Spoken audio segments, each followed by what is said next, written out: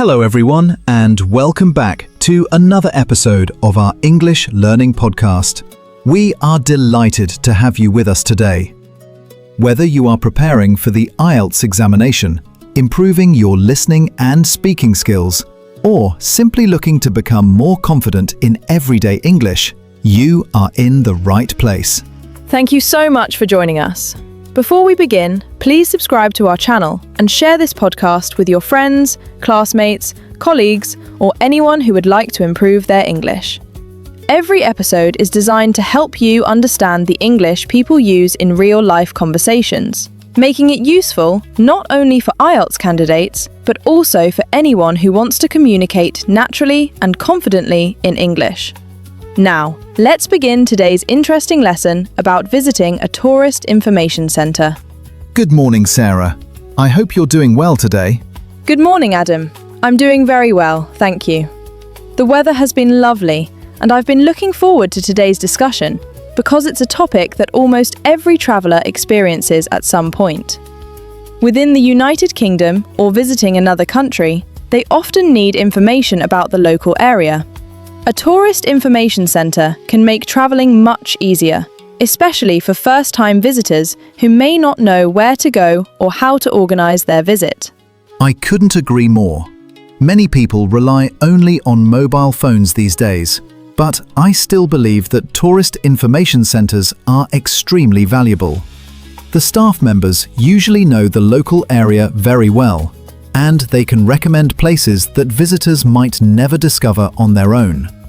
They can also provide maps, guidebooks, transport information, and advice about local attractions. Sarah, could you explain what someone should expect when they walk into a tourist information centre for the first time?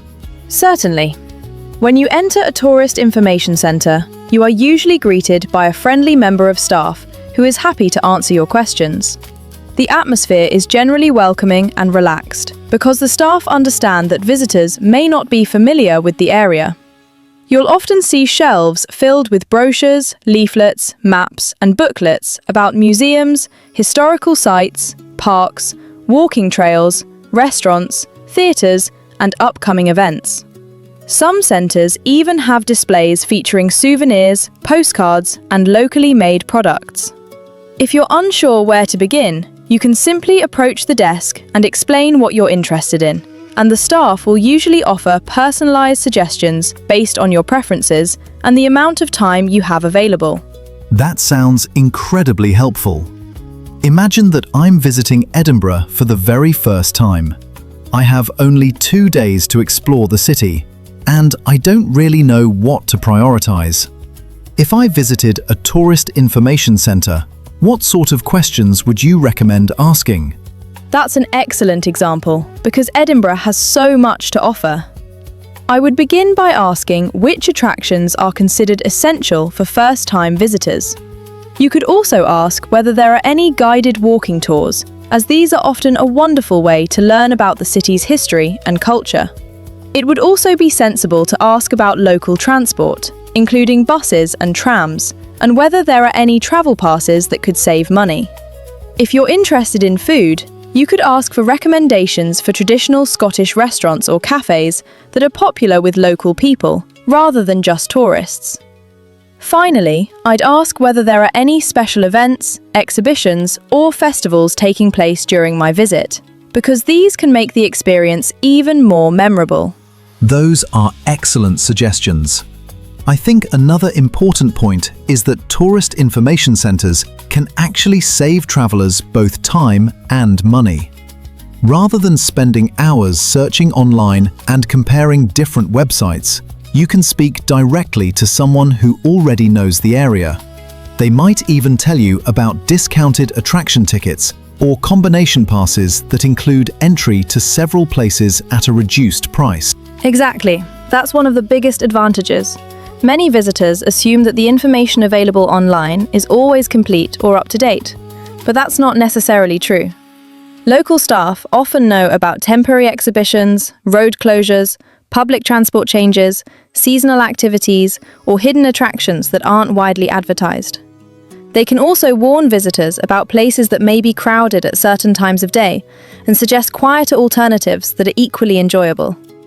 I also think tourist information centres are particularly useful for international visitors whose first language isn't English.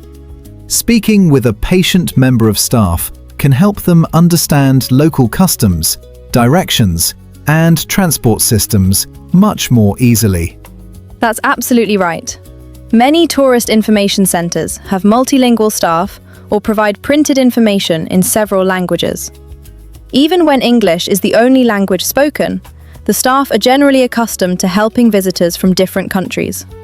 They usually speak clearly, use simple vocabulary when necessary, and are willing to repeat information if someone doesn't understand immediately. This creates a much more comfortable experience for travellers who may feel nervous about communicating in English. Let's imagine another situation. Suppose I've just arrived in a city, but it's raining heavily, and my original plans to explore the parks and outdoor attractions are no longer suitable. Could the Tourist Information Centre help me rearrange my itinerary? Without a doubt. In fact, that's one of the situations where a tourist information centre becomes particularly useful. The staff could recommend museums, art galleries, libraries, theatres, indoor markets, historical buildings, or interactive exhibitions that are suitable for rainy weather. They may even suggest local workshops, cooking classes, or cultural activities taking place indoors. This flexibility allows visitors to make the most of their holiday, regardless of the weather conditions. That's a very practical point. I suppose visitors should also remember to be polite when asking for assistance. Absolutely. Good manners are important wherever you travel.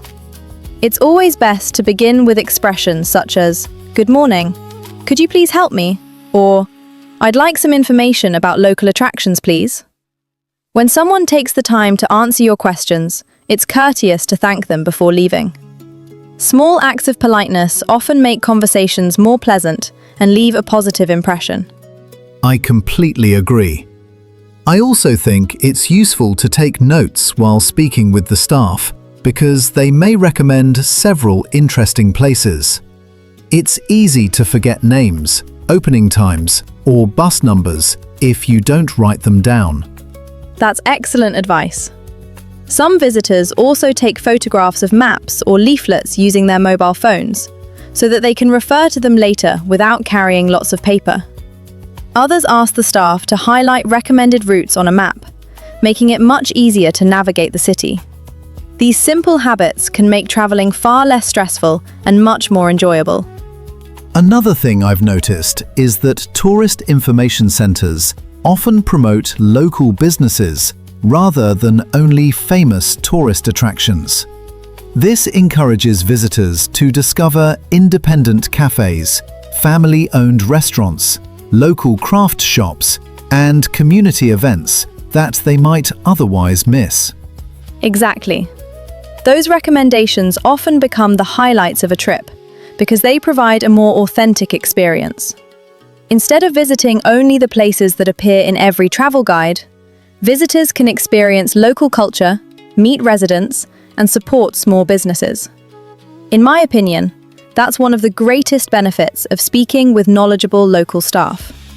So, if we had to summarize today's discussion so far, we'd probably say that a tourist information center is much more than a place to collect maps. It's a valuable source of reliable advice, local knowledge, travel planning, practical assistance, and friendly guidance that helps visitors enjoy their journey with greater confidence. I couldn't have summarized it better myself. Whether you're traveling for a holiday, studying abroad, attending a business meeting, or simply exploring a new city for the weekend, visiting a tourist information centre is often one of the smartest decisions you can make. Sarah, before we finish today's episode, I'd like to ask one final question. For our listeners who are preparing for the IELTS speaking examination, how could today's topic help them perform better during the test? That's an excellent question, Adam. This topic is extremely useful because it allows learners to practice vocabulary related to travel, holidays, directions, public transport, sightseeing, customer service, and communication. During the IELTS speaking test, candidates are often asked to describe a place they have visited, a memorable holiday, a city they would like to explore, or an experience where they ask someone for help. The vocabulary and expressions we've used today can easily be adapted to answer those questions naturally and confidently. More importantly, learners should focus on giving detailed answers rather than very short responses, because extended speaking demonstrates confidence, fluency, and a wider range of language. That's wonderful advice. I also think learners should remember that listening carefully to conversations like this can improve their pronunciation, vocabulary, sentence structure, and overall confidence. The more authentic English they hear, the easier it becomes to understand native speakers in everyday situations. I completely agree. Consistent practice is the key to improvement. Even listening to one podcast several times can help learners notice useful expressions, improve their pronunciation, and become more familiar with natural British English. I always encourage learners to repeat sentences aloud, write down new vocabulary, and use those expressions in their own conversations whenever possible. Well, that brings us to the end of today's episode. We sincerely hope you've enjoyed our discussion about visiting a tourist information centre and that you've learned plenty of useful vocabulary and practical expressions that you can use in real-life situations as well as in your IELTS examination. Before you go, please don't forget to subscribe to our channel if you haven't already. It really helps us continue creating high-quality English learning content for you. We'd also be delighted if you could share this episode with your friends, classmates, family members, or anyone who is interested in improving their English. And we'd love to hear from you. Please leave a comment below, telling us what you learned from today's lesson. Was there a new word, expression, or useful idea that you found particularly helpful? We'd really enjoy reading your thoughts. We'd also appreciate it if you could tell us what you'd like us to discuss in future episodes. Are there any IELTS speaking topics, everyday conversations, grammar lessons, vocabulary themes, or pronunciation challenges that you'd like Adam and Sarah to cover? Your suggestions help us create lessons that are useful, practical, and enjoyable for everyone. Thank you very much for spending your time learning English with us today. Keep practicing, stay motivated, and remember that every conversation you listen to brings you one step closer to becoming a more confident English speaker. Until next time, take care of yourselves, keep learning, and goodbye. Goodbye everyone, and we'll see you in our next episode.